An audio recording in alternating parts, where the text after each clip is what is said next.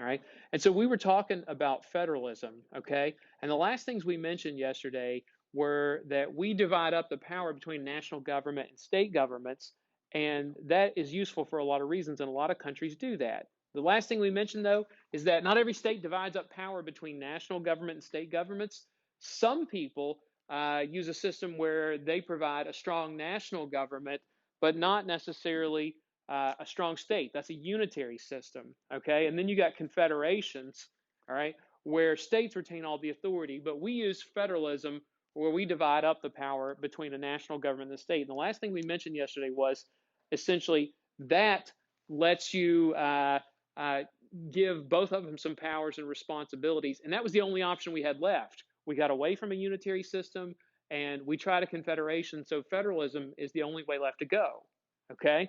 There are certain benefits to using a federalist system, and we want to talk about those, okay?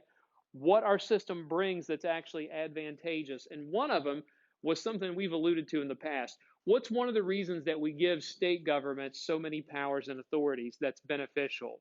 What's the overarching fear of Americans at the time?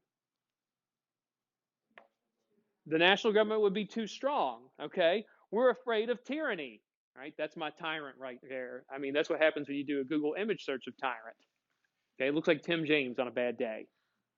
Okay, I know his arms are very short. All right, to make sure that the national government doesn't have a lot of authority, right? What you do is you give the state government a lot of authority as well, and it checks them against tyranny. Remember, what powers are the national government supposed to have?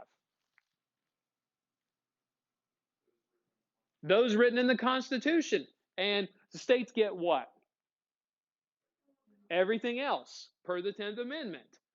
Technically, who has more separate powers, the national government or states?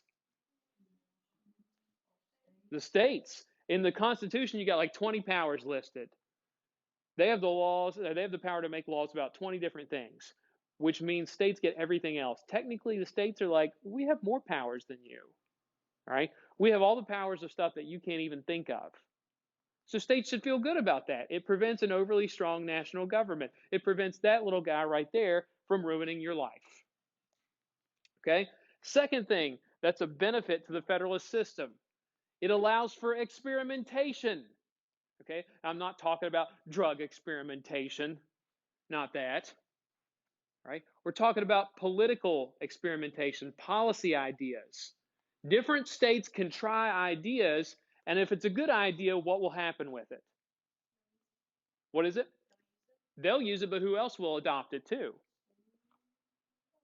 Other states. Okay? Here's an example. Wyoming, back in the late 1800s, Wyoming had a problem. When they first started, they were a mining state. They have more coal reserves, I think, than West Virginia does. Okay? I know, shocking. All right? And Wyoming had a problem. They had a bunch of transient workers. People would come out and work in the mines for a while, make a lot of money, and then go away for a while or go, find another job because it was dangerous. And so Wyoming said, well, how do we keep the men working here? All right.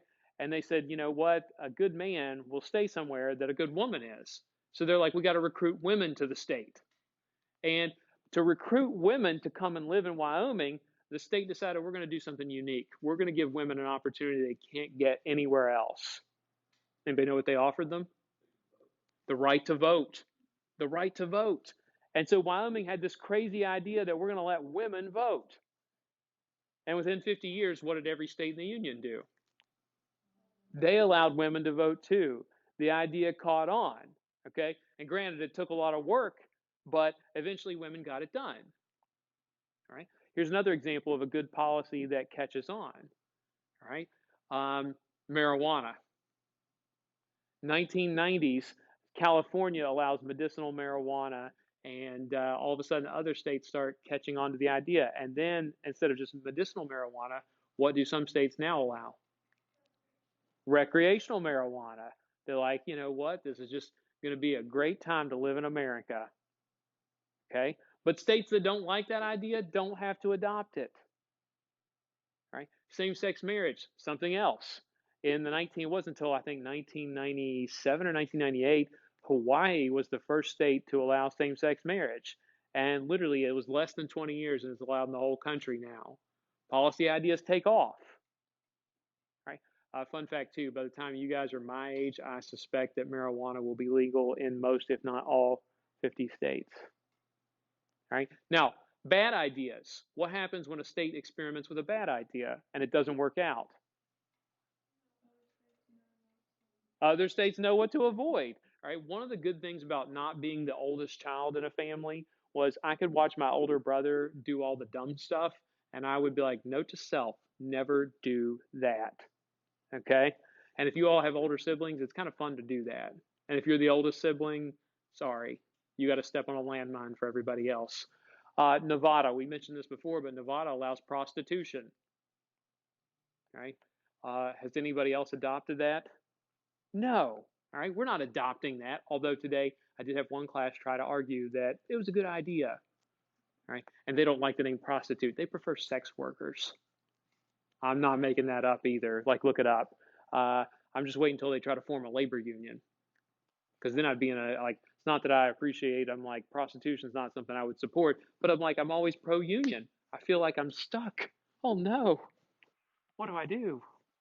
All right. Anyway, all right. Having these laboratories of democracy helps out because good ideas catch on, but a bad idea just stays isolated in one state.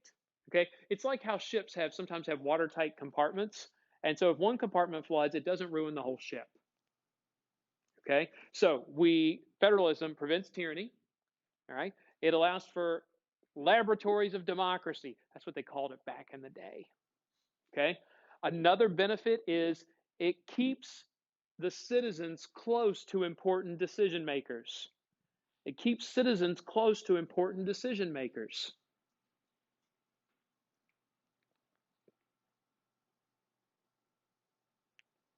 Because the state has so many things it can make laws about, what most people don't realize is that the state makes probably 80 to 90% of the laws that govern your day to day life.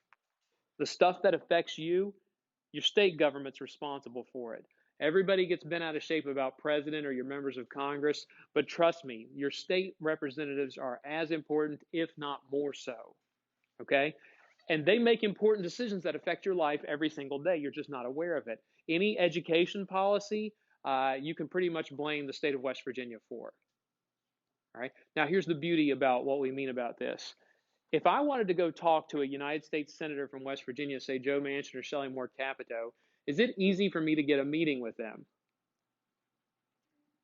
No, it is not. And the odds are I'm not going to run into them in my neighborhood because they're usually flying back and forth from Washington, D.C. But if I want to see my local members of the House of Delegates or the state Senate, those people still live in the community and they can't avoid you. Okay? They can't avoid you at all. They can't hide from me, Kennedy. Do you know how many times they've tried? More than once. Okay? And it's really fun too because on social media, like local candidates running for office and politicians, when people like post stuff on their Facebook or on their Twitter, they'll respond personally. And yesterday, somebody like, you know how on Facebook, like advertisements come up? Well, one local politician had an advertisement on my Facebook feed, and I didn't really care for this politician. And they were like, would you please consider voting for me? So I had to comment, and I was like, hard pass. And that, like, there were like 10 other comments, and the candidate commented on every single one of them except mine. And I was like, that's all right. I know you see my comment. And they can't avoid you, okay? There are certain candidates for local office, when they see me, they won't even talk to me, all right? Now, other of them are very accessible because they know that if they don't do what the people want and if they're not accessible, what will happen to them? They get voted out of office. And you've seen there's a lot of local candidates lately who have been involved in some really, shall we say, not good things, and some really unpleasant accusations have come out about them. So it's like, hey, you can't avoid these people. Like recently, John Mance been in the news. He can't duck people because not only will he get voted out of office, but what does he own in the local area? Stewart's hot dogs. And essentially, you can't duck people because they'll take it out on you in some other capacity. All right. Same thing's true for our other representatives, like Matt Rohrbach is a doctor in the area. Chad Lovejoy is an attorney with his own practice. And so these people, they have to live among you. All right. And so you have the ability to connect with people who can make important decisions. And that's one of the benefits of federalism. You're constantly around important decision makers. You just don't know it. And if you contacted state and local officials, they'd be more than happy to talk to you. Right? One other thing, one last benefit to our federalist system. Okay? In this particular system, federalism, all right, it allows for what there's a phrase that a book used once and I liked it. It said we can have uniformity or unity without uniformity.